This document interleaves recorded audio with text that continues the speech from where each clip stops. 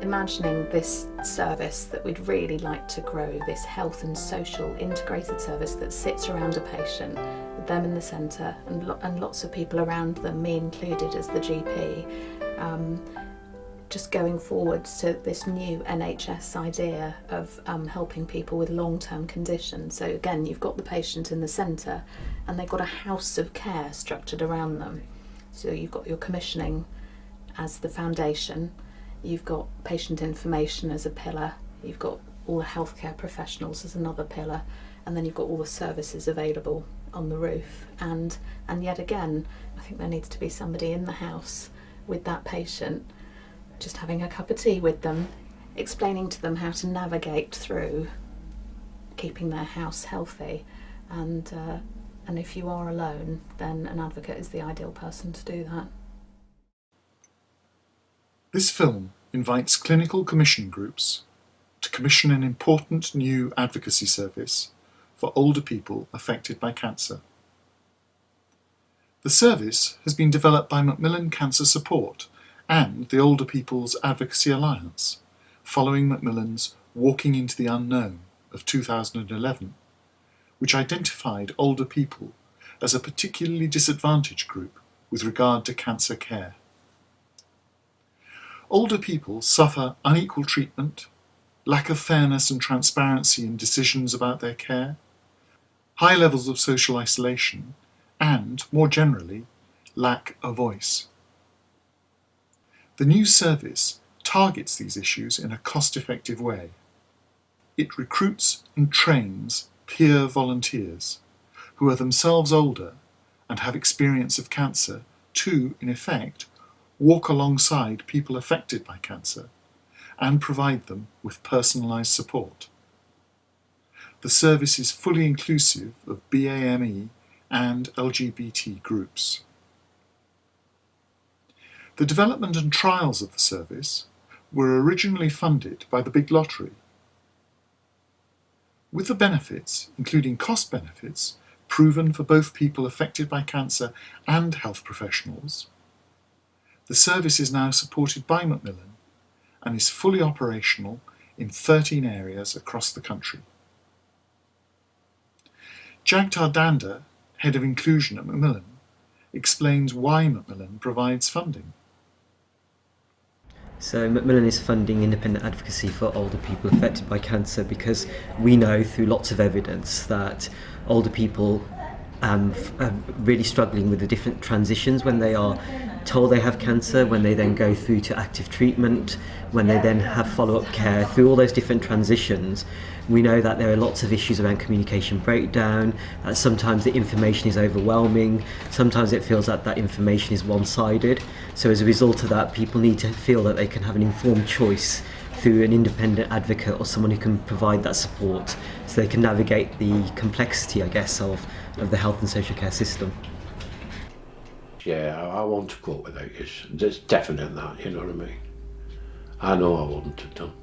I get stressed out with paperwork, and you've helped me out with all that as well, and been there for me at my meetings at the hospital and everything, which has been reassuring knowing I wasn't going on my own and I weren't having to face it on my own, because I've no one else, you know. Yeah. Health professionals' time are limited and there are many people that they need to help. What our volunteer advocates have is time, and our whole volunteer advocate team is supervised and managed by a paid advocate. She supports them and she leverages all that free time that the volunteers give, and there's an enormous cost benefit in that. Time is the key to the success of the scheme. Volunteer peer advocates have time, and with that time they can provide highly personalised support to older people affected by cancer. They can contribute pre-diagnosis. Referral guidelines around suspected cancer are that primary healthcare professionals should be aware that some patients find referral particularly difficult because of their age, gender, isolation, or other health or social issues. At the point of diagnosis, too, The peer advocate can help the patient and carers work through the shock and to understand the implications for them of the information given by the health professionals. Post-diagnosis, peer advocates can help their clients to understand the treatment options and make the choices that are right for them, and then stick to the treatment regime and be effective at self-management. Where necessary, peer advocates can help with end-of-life care, supporting older people to express their wishes about dying with dignity. Beyond the clinical aspects, during the journey, the peer advocate, trained and supported for the purpose, will help their client tackle all the extraneous dislocation that cancer can bring. Personal finances, getting the right housing, accessing services, coping with family pressures and so on, all of which can have a detrimental effect on the client's well-being, not least mental well-being. This gift of time that the peer advocate brings, and the strategy of recruiting older people with direct experience of cancer, also permits an empathetic response to the client's anxieties that promotes good mental health by providing emotional support. You need somebody in your life that you can say all the things that need to be said that you can't say. Advocacy gives you that, and it is the only thing that gives you that. The medical people will take care of your health. They will do everything they can. But an advocate will provide you with that person that you may not be able to find. Not everybody's got them, and even your friends love you, and you can't have those conversations. Believe me, I know. And do you think there are benefits to your practice? Do you think advocacy can save you time, money? Without a doubt.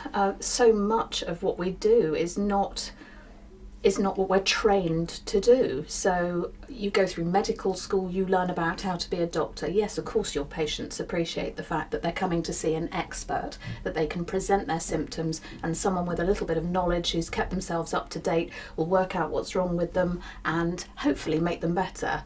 But in amongst that whole process of examination and referral, there's the practicalities, the real day-to-day arranging the appointment, getting to the appointment, having some support at the appointment, coping with the information you are then given, somehow working through making a decision that you might have to make or a choice that's given to you.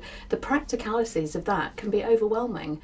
Yes, advocates do save me time, because before, where I'll be phoning a patient to find out if they're all right or getting on, I can liaise with the advocate and I can say to the advocate, if there's a problem or if you notice something or if they tell you something, please can you feed it back to me? And that way, and definitely with email correspondence as well, I correspond quite closely with advocates via the email, and that way I can keep them up to date clinically on what I feel they need to know, and also they can feed back to me on where a patient is and how they're getting on with things. So I think what an advocate can do to support the healthcare system and healthcare professionals, such as a Macmillan nurse, is that they can add that additional value in terms of providing a range of additional support and signposting to things outside of just the clinical focus. So they can start to signpost to emotional support, they can signpost to practical ways in which people can deal with the challenges of having to live with the impact of cancer. And I think a lot of that can happen inside and outside of those clinical settings. And when they are looking at outside those clinical settings, often the CNS or professionals aren't in that place. So I guess the advocate can be with a person in their place of choosing to support them in a context that is much broader than just what happens within clinical focus. Breast cancer is one of the most common cancers. We have a lot of patients who access our services, and as we move forward, the numbers are going to continue to rise. And so advocates are going to be key in helping to support professionals to provide additional services for our patients in the years ahead. And why do you think that CCGs should be funding this advocacy service? I think that if a CCG was to fund an advocacy service, the benefits they would see would be an improvement in terms of physical and mental health, emotional health of the patients, so the service users, their family, their friends, their carers. It would make it easier for the doctors involved, so that's the GPs and the hospital doctors and the nurses, to know that that patient has that support. And it seems to me that the burden of work would improve for everyone. There would actually be a benefit, not just to the service user, but to everyone involved in their care across the board.